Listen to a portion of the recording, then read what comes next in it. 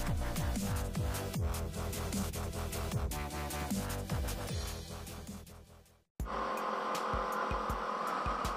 mga master, magandang araw sa ating lahat!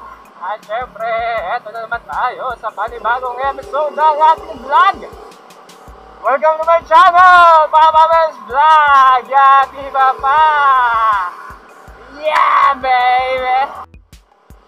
For today's video ay magpapakabit tayo ng RFID para kay Osang.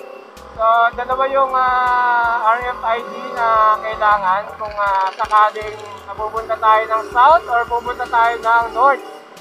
So, kung papunta tayo ng south, madalas na gamit na RFID dyan mga master ay auto sweep RFID. So, yung isa naman na papunta ng north, pagka mag-e-NLEX ka, ang gamit naman doon is yung Easy Trip RFID. Plano kasi namin ni Commander na pumunta ng Laguna. Siyempre, first time namin dito try yung either Skyway or SLEX. So, samahan nyo kami mga master sa video na to para malaman natin pare-pareho kung paano magpakabit ng RFID para sa ating motorsiklo na si Osang NK400. So, magpapakabit tayo master dito lang banda sa may Petron C5 extension, yung malapit sa UP Town Center. Pagka mapunta ka ng halimbawa magsi-C5 ka, mapunta ka ng Libis, nasa left side siya. So kung mapunta ka naman ng Commonwealth C5 extension, nasa right side naman siya. Yun lang naman yung nag-iisang Petron pagkatapos ng Ateneo de Manila. So, doon tayo pupunta kayo mga master. Rekta na! Alright mga master, nandito tayo sa may Petron. At ito nga yung kanilang booth ng Auto Sweep. Get your free Auto Sweep RFID here. So, pwede siya mga master. Skyway, Stage 3, na IAX, Star, SLEX, TPLEX, at MCX. So, yan mga master. Pakabit tayo dito muna ng RFID. Opo, big bike yan. Morning po, ma'am. Pakabit po ma'am na RFID. Opo, auto sip po. Kailangan na ORCR at ID mga master.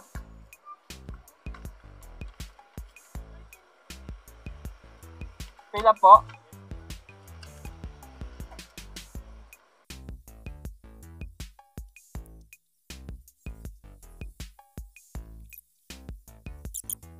So yun mga master, meron dito fill upan na AutoShip RFID subscription agreement personal account. So fill up nyo lang ito mga master.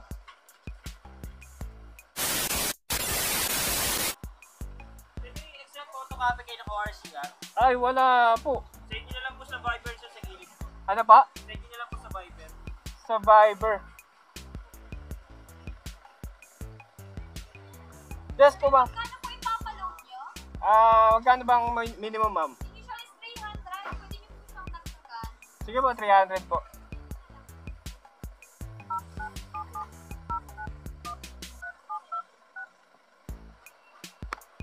Ito po.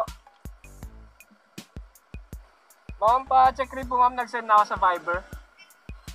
So yung mga master, bali meron silang, kailangan mo nga magdala ng extra na kopya ng ORCR natin, or kung wala ka namang extra, kailangan mong isend dito sa number na to through Viber, Telegram, and WhatsApp. So ang minimum na load requirement naman is 300 pesos. So pwede mo naman siyang dagdagan kung talagang kailangan mo at malayo-layo yung biyahe mo.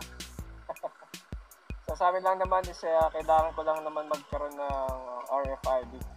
Madali lang naman siyang loadan through GCash. Okay. Ito yung resibo. Ito yung card niya. Ito yung card. Okay. Ito mga master. Saan ba pwede kabit dyan, sir? Dyan sa Tapaludo. Pagka dito sa paloob na yung mga talsik, pwede rin masira. Oo, yun nga eh. Dito sir, ganyan sa mangyayari. Okay lang din naman. Pwede ba sa taas? Taas. Oo. Dito sir, sa ano niya? Ito. Oo, yung pinakagitna niya. Dito hindi pwede? Malayo. Malanganin dito. Langanin no? Oo, sige. Yan na lang sa ano. Pwede nga check ko lang yung headlight kasi hindi naman siya makakaano ng headlight. Sir, bali dito siya ilalagay sir. Sa may itim niya. Okay. Sige. Okay, sige.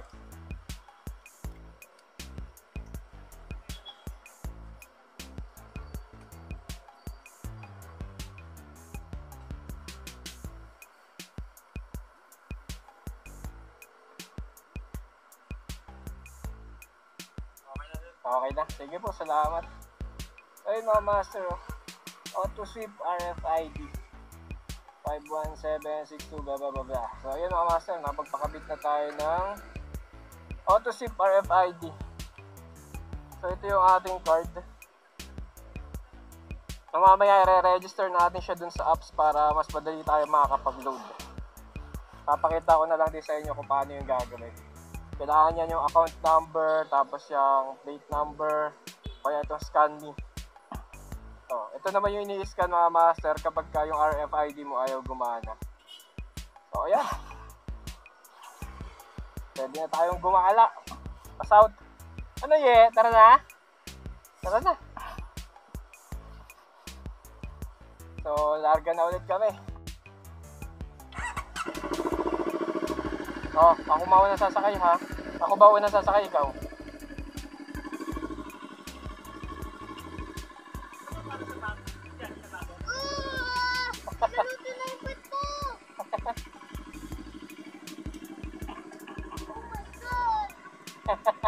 Aray ko, ang init. Grabe. Okay na. Yung susuot. Okay na yung susuot ko.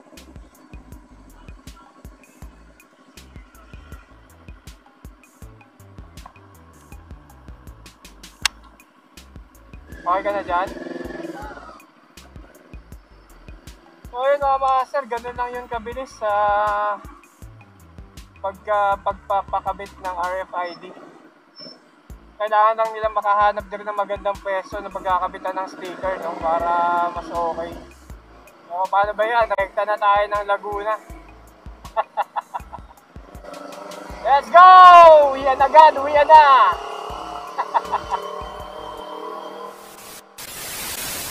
So ganito yan mga master, para magkaroon ka nitong Auto Sweep RFID. Ito.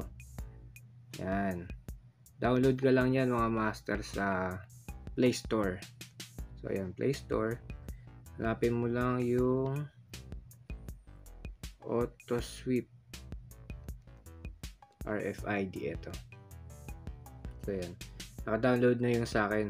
So bali ang mangyayari, open ko na lang. So ayan, meron akong dalawang account dito.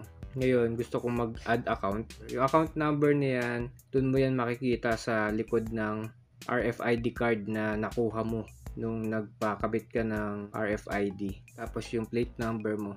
Tapos save mo lang. So ayan mga master, nakasave na yung sa akin. Ito na siya. So balance natin. Yan o. Ito makikita natin. Ito yung 300 pesos na minimum requirement nung nagpalagay ako ng RFID. Kung halimbawang gusto mo naman din mag-load through GCash, pwede rin naman. Pero kung magpapaload ka doon sa mismong loading station, walang charge doon. Walang charge na 10 pesos, 15 pesos. Kung ano yung ilo-load mo na, halimbawa 300, 300 lang talaga. Pero kung maglo-load ka niyan sa GCash, may additional siyang 10 pesos. So kung sa GCash naman mga master, open mo yung GCash, tapos punta ka sa bills, punta ka sa transportation, type mo dyan Auto Sweep. So ayun na yung Auto Sweep RFID. So maglo-load ka halimbawa 300, yung account number mo, yung kanina na encode natin dun sa apps, at saka yung account number din na makikita dun sa RFID card, lagay mo dyan. Tapos optional naman yung email address mo. Kung gusto mo ng receipt, lalabas dyan. So ayan, meron siya nakalagay dito. You will be charged a service fee of 10 pesos. So next lang yan mga master. Real time naman yan napapasok sa RFID load mo. So ganun lang yun mga master.